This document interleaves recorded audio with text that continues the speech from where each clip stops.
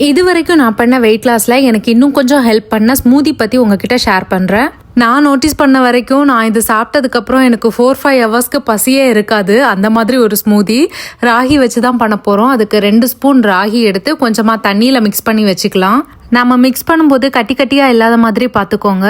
இது செய்கிறதுக்கு ரொம்ப ரொம்ப ரொம்ப ஈஸி. காலையில் பிரேக்ஃபாஸ்ட்டுக்கு இல்லைனா நைட் டின்னருக்கு கூட இதை சாப்பிட்டுக்கலாம். இப்போ ஸ்டவ் ஆன் பண்ணிவிட்டு ஒரு பாத்திரத்தில் 2 கப் தண்ணி ஊற்றி நான் கொதிக்க வச்சுருக்கேன்.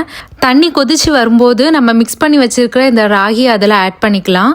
ராகி அதிலே கொஞ்ச நேரம் வேகட்டும். ஒரு 3 இல்லைனா 4 நிமிஷத்துக்கு அப்புறமா கொதிச்சு வர்ற மாதிரி ஒரு ஸ்டேஜில் வந்ததுக்கப்புறமா நம்ம ஸ்டவ் ஆஃப் பண்ணிடலாம். அதுக்கப்புறமா நம்மக்கிட்ட இருக்கிற ஃப்ரூட்ஸ் ஆட் பண்ணிக்கலாம். நான் இன்றைக்கி பனானா ஆட் பண்ணியிருக்கிறேன். ஆப்பிள் இருந்துச்சுன்னா அது கூட நல்லாயிருக்கும். நட்ஸ் இருந்துச்சுனாலும் நீங்கள் அதை ஆட் பண்ணிக்கோங்க. நான் இன்றைக்கி பனானாவும் 2 டேட்ஸ் மட்டும் ஆட் பண்ணியிருக்கிறேன். இப்போது நம்ம வேக வச்சுருக்கிற இந்த ராகி ஆட் பண்ணி நல்லா பிளெண்ட் பண்ணி எடுத்துடலாம். அவ்வளோதான், ராகி ஸ்மூதி ரெடி. இது ரொம்ப ஹெல்தின்னு நினச்சி நீங்கள் குடிச்சிங்கன்னா இது உங்களுக்கு கண்டிப்பாக பிடிக்கும். அப்போ நம்ம இன்னொரு வீடியோவில் பார்க்கலாம். அது வரைக்கும் டாட்டா.